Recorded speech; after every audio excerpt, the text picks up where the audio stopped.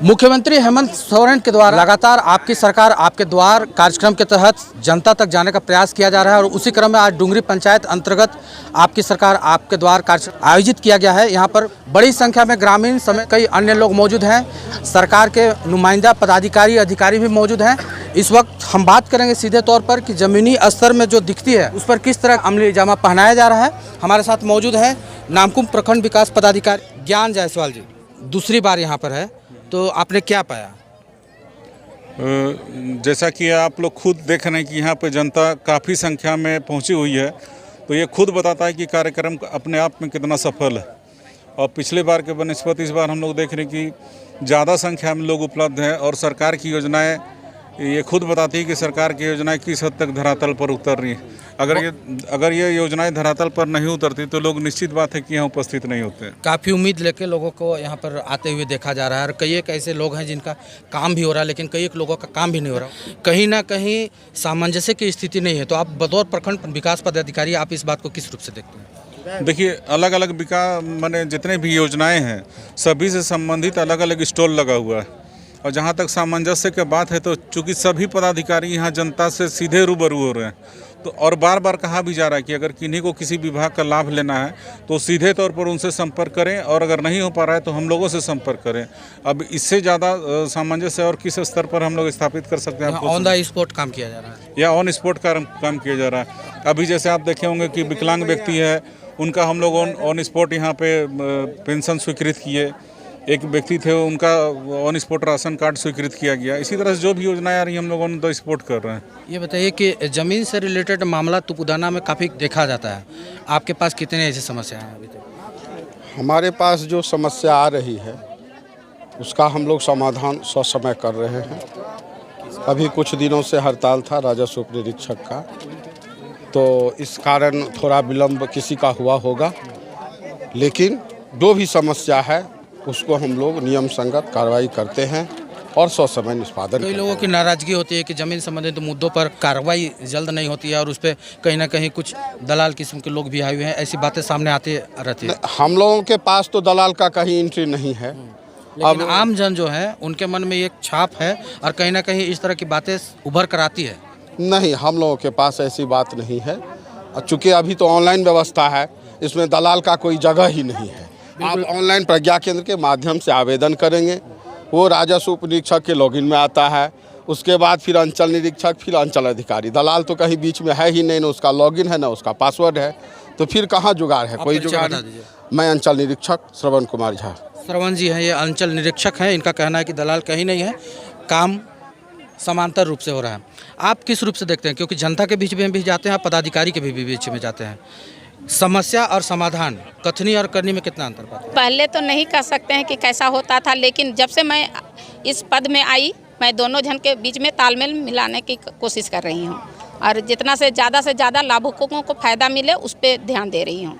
और अभी तो जितना भी आ रहे हैं, जितना जनता दरबार हुआ, उस दरबार में जितना भी कार्यक्रम हुआ उसमें हम ऑन द स्पॉट काम करवाने की कोशिश कर रहे हैं। जो समस्या आ रहा है उसका समाधान हो रहा है जी। पुलिस प्रशासन की तरफ से आप यहाँ पर मौजूद हैं। बहुत बार ऐसा होता है कि क्राइम से रिलेटेड मामले सबसे ज़्यादा आते हैं और पुलिस के पास लोगों को जाना पड़ता है।